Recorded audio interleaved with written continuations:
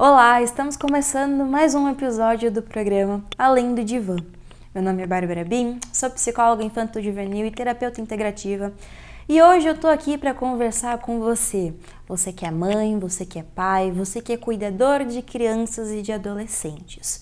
Hoje a gente vai conversar um pouquinho sobre a forma como a nossa educação e a nossa vivência impacta diretamente na forma como você vai educar e cuidar das suas crianças. Como já vínhamos conversando há alguns encontros aqui no Divã, a gente sabe que a nossa mente é o fator principal que comanda tudo que a gente vivencia aqui nesse mundo e as relações que nós temos. E com a criança não é diferente. Lembra que a gente já conversou que tudo que a gente vivencia ao longo da nossa vida, principalmente dentro aí dos nossos 10 primeiros anos de vida, vai ficando registrado na nossa mente inconsciente e a partir dessas vivências e dessas lembranças que a gente vai se relacionar com os outros e conosco mesmo? Então, e é aí que entra o perigo da gente estar neste papel, neste lugar de cuidador das crianças e dos jovens. Por quê? Pai, mãe, geralmente ali os primeiros cuidadores ou os primeiros adultos com os quais a criança vai entrar em contato no mundo, serão as primeiras pessoas que terão um impacto direto na forma da sua constituição de mente, da sua constituição psíquica. O que isso significa? Significa aquelas memórias que a gente veio conversando já aí há algum tempo, que são as primárias, as originárias ali, as primeiras experiências de vida que a gente vai ter de contato com o mundo. Nosso pai, nossa mãe, os professores na escola, os nossos cuidadores, são os primeiros a nos ensinar que determinada coisa é determinada coisa. Vou dar aqui um exemplo bem prático para vocês entenderem o que eu estou falando. A alfabetização infantil. Como é que uma criança aprende a ler e a escrever? É muito simples.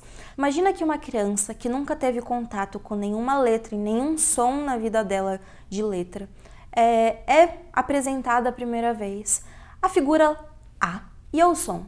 Essa é a letra A. Ok. Neurologicamente falando, imagina que os neurônios que ficam dentro da nossa cabeça, dentro da cabeça da criança, faz o seguinte caminho neuronal. A primeira vez que ela vê a letra A e escuta o som A, dentro da cabecinha dela, o neurônio faz este movimento aqui, um quadrado. Ok. Se esta mesma criança nunca mais for exposto ao mesmo som e à mesma letra, este caminho neuronal feito aqui perde a sua força e significância. Então aquela memória acaba se dissolvendo e se diluindo. E é como se ela nunca tivesse vivenciado aquilo. Agora, se essa mesma criança é colocada novamente em frente à figura da letra A e ao som A, 2, 3, 10, 20, 50, 1000 vezes, o cérebro dela entende o seguinte: a gente já escutou isso antes, a gente já viu isso antes, é por aqui, e faz o mesmo caminho. Os neurônios percorrem o mesmo espaço. E à medida que isso vai se repetindo e repetindo e repetindo, aquela informação, aquele aprendizado vai ficando enraizado. E como também a gente já conversou anteriormente, como lei fundamental do nosso funcionamento psíquico e mental, o cérebro gasta o menos de energia possível. Então, como ele já aprendeu que é aquele caminho que ele deve fazer para associar uma imagem com um som, ele reproduz aquilo automaticamente. E aquilo passa a ser uma coisa natural. Então, a aprendizagem está feita. Agora, vamos voltar um pouquinho e relacionar a outras experiências e questões que nós, enquanto cuidadores, pais, temos de influência e de impacto na vida de uma criança. Como nós somos os primeiros adultos a ensinar o que deve ser feito ou deixar de fazer, como é que faz, como é que anda, como é que come, como é que fala, a gente também tem uma importância muito grande na forma como aquela criança irá se desenvolver e na forma como aquela criança se transformará em um adulto, com base nessas primeiras experiências que ela teve. E para além só do funcionamento prático de mostrar que, ensinar que uma bola é uma bola, ou que uma pessoa pode ter cabelos cacheados, cabelos lisos, ela também experiencia, dentro desses primeiros 10 anos de vida, coisas que estão relacionadas à forma como ela vai também sentir e se relacionar com o mundo e com as coisas. Então, olha só que importância a gente tem enquanto adultos para poder explicar para uma criança ali, para um jovem, que ela sim pode ter autonomia para descobrir e desbravar o mundo da forma como ela mesma vivencia, sem a gente dar o nosso tom para ela. Olha só, eu vou contar para vocês aqui um caso que eu vivenciei em clínica uma vez e que se torna muito palpável a importância que a gente tem nos mínimos detalhes deste convívio que eu estou dizendo agora. Certa vez estava atendendo ali um jovem adulto, já lá para os seus 20 e poucos anos, e ele, num setting terapêutico, num contexto terapêutico, me traz a seguinte questão. Tá terminando ali a faculdade, tinha escolhido fazer um curso de engenharia e estava já muito angustiado e chateado por não se reconhecer ali como engenheiro. Não vê muito sentido, motivação, mas que ele estava para se formar, ele precisava entrar no mercado de trabalho, precisava começar a trabalhar e a fazer o seu dinheiro. E à medida que a gente vai trabalhando em terapia, com as técnicas e ferramentas que a gente já conversou aqui anteriormente, para acessar o inconsciente e reconhecer o que é que pode estar ali por baixo desta sensação, dessa emoção que ele está tendo, a gente foi fazendo ali um trabalho e chegou um determinado ponto em que esse mesmo jovem se recorda de uma memória que estava inconsciente. Então a gente conseguiu acessar dentro de um trabalho terapêutico uma memória vivenciada por esse jovem lá em seus 6 anos de idade, em que estava ele e o pai dele no banheiro da sua casa, escovando os dentes. Até aí, você fala, o que isso tem a ver, né? Tava lá escovando o dente e ele lembra que em determinado momento passa um mosquito na frente dos dois, encosta na parede. E o pai, que estava do seu lado escovando o dente também, cata o chinelo e esmaga o mosquito na parede. Matou o mosquito.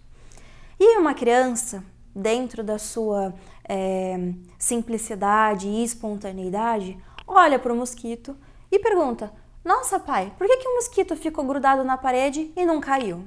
E aí o pai responde o filho com a seguinte frase: porque o mosquito obedece o pai dele e o pai dele mandou ele ficar parado na parede. Fim da história. O que isso tem a ver com o fato deste jovem estar inquieto com a sua escolha profissional e não entendendo o que ele está fazendo muito bem ali e angustiado com o que fazer com a profissão que ele escolheu? Muito bem, dentro do trabalho terapêutico, a gente conseguiu elaborar isso e reconhecer que essa experiência que ele teve quando ele tinha lá 6 anos de idade com o pai fez com que fosse projetado no inconsciente dele uma crença de que ele, enquanto filho, deve obedecer ao seu pai. E o pai queria que ele fizesse engenharia.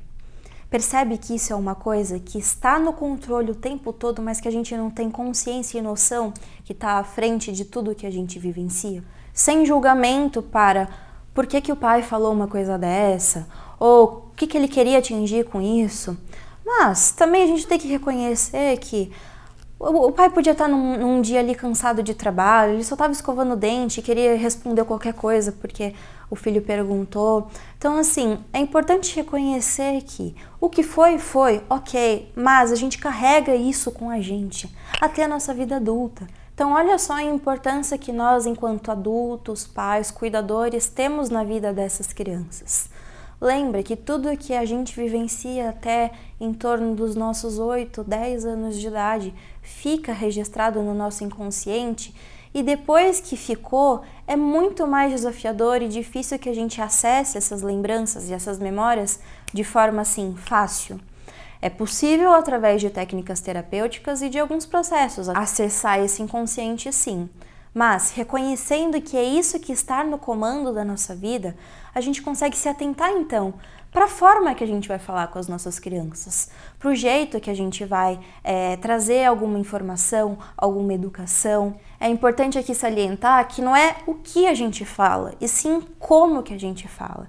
porque assim a gente vai estar criando crianças que serão muito mais conscientes, muito mais confiantes, muito mais autossuficientes no futuro. E que enorme contribuição a gente pode ser para a vida dessas crianças e desses jovens se a gente tem noção de que, sim, tudo que a gente fala, que a gente faz, que a gente sente do lado delas, acabam impactando na forma como elas crescerão e vivenciarão as suas vidas no futuro também. Bom, e é isso que eu gostaria de trazer para vocês por hoje. Se esse conteúdo fez sentido para vocês, se esse programa trouxe aí um pouquinho de clareza para o que você possa estar vivenciando aí na sua vida também, eu te convido a me seguir nas redes sociais, @psi.barbarabim, que lá eu trago também muito mais vídeos e ideias como esta para a gente poder continuar a nossa conversa por lá também. Vamos encerrando por hoje e a gente se encontra novamente no próximo programa do Além do Divã. Até mais!